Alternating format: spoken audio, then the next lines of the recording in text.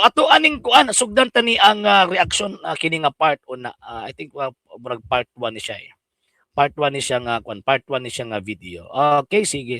Atong i-play. Naabay pastor Kani mao ni ang unang sa pagkabalo nako, mao ni ang unang question ni Father Darwin against kay tawag ining Pastoy Fuentes. And at the same time kini manggod nga topic mura siya og ako hapon ako patan-awon mura gahikog si kuan mura gahikog si Pastoy Fuentes. Nga naman kay una according to the Bible and references. Wala gani gibutang nga standard references. Ang gibutang according to the Bible and references lang. Mo ba to nakagamit siya sa iyang kaugalingong libro. Kay reference lang may gibutang. So sa tinuod lang kung ato ang tan-awon i-observe nato ang kuan, i-observe nato ang tawag ining sa proposition palang daan. Sa proposition palang daan, kabalot nga di gyud sa kabarog. Mo na nga pinaka-safe niya nga tawag ining magsilbi haven niya kung baga. Pinaka-safe point niya mo gamit siya iya ilang kaugalingong gitawag og libro. Kabanday mo, di ba? Ang pinaka-main evidence niya datong The Trail of Blood.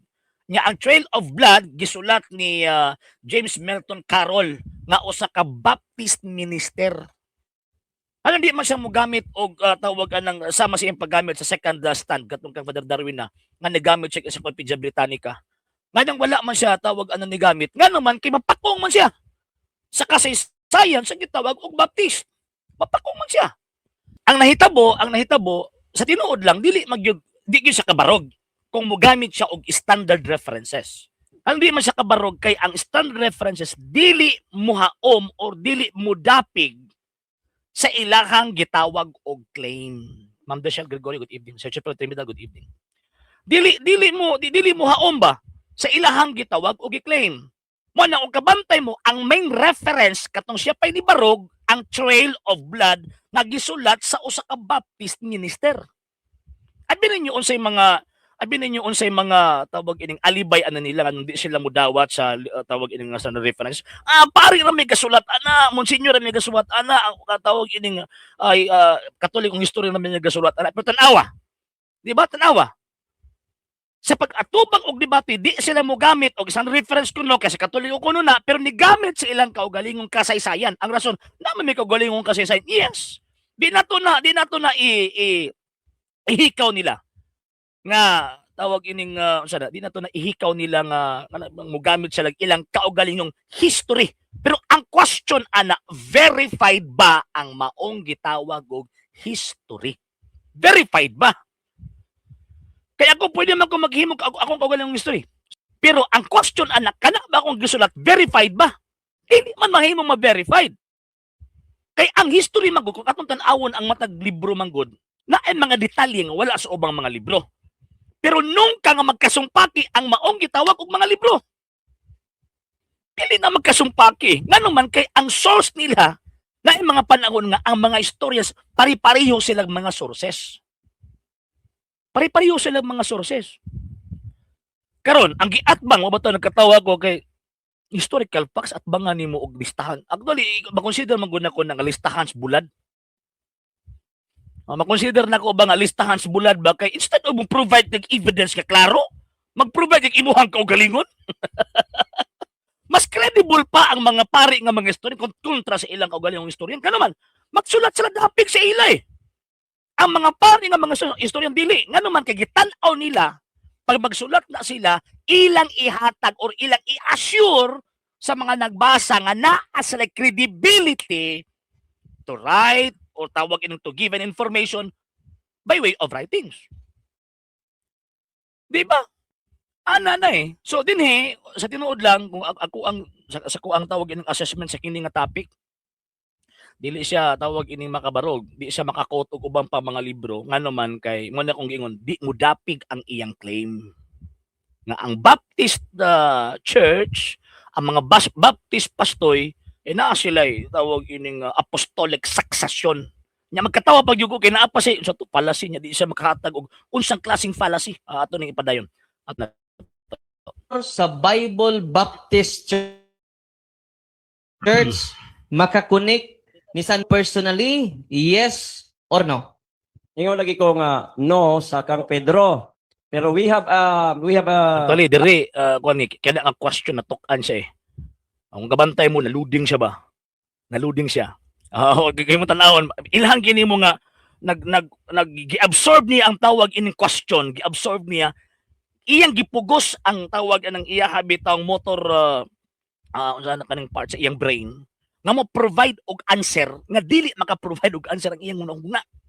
Kaya dili mo haom sa iyang tawag ng ilus. Possible, nga kini nga question, surprise, kuan ni, murag silbi part ni sa strategy ni Father Darwin, nga naa siya element of surprise ba? Personal connection between your pastor and the first century of particularly kang Saint Peter. So din loading siya.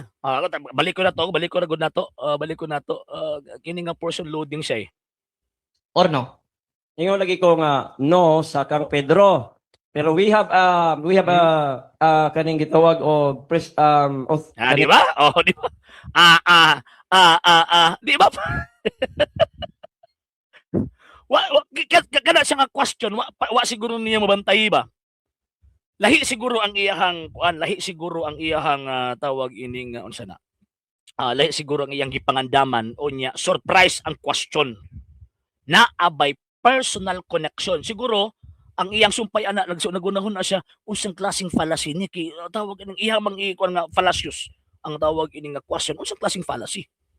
Mabitaw nagsigo gihuman gyud nako ning 14 minutes nga discussion nila, question and answer or interpellation.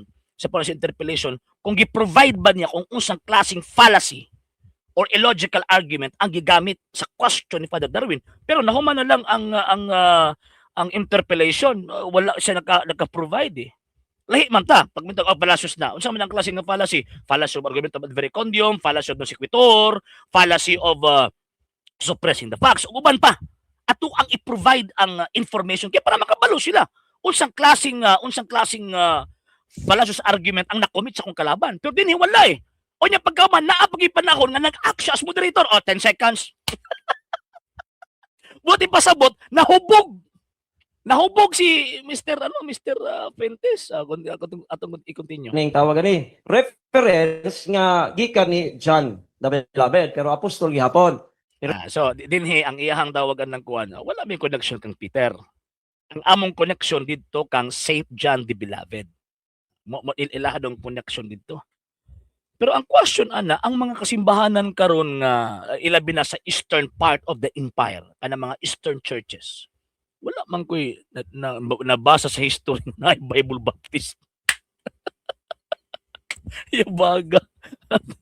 Naanay tawag ining for the first 300 years. Kanang upat ka tulo ka patriarchate rather. And na may mga major patriarchates and also the minor patriarchates. Kanang ingon niya nga daghan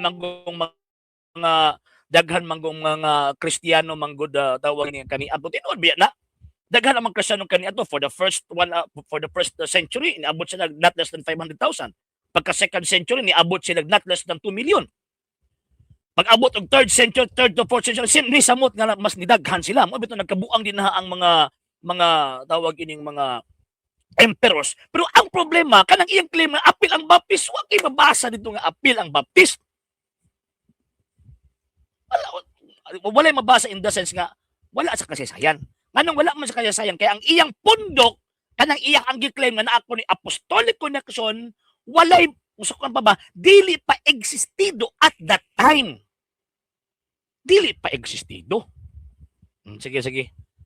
Sa hindi pa po nakapag-follow sa mga pages po natin, i-follow nyo po yung mga pages po natin, RJ Horolanciano II, TV Apolia Punto Argumento page, Kuya Apologist TV page, and RJ's Vlog 2022.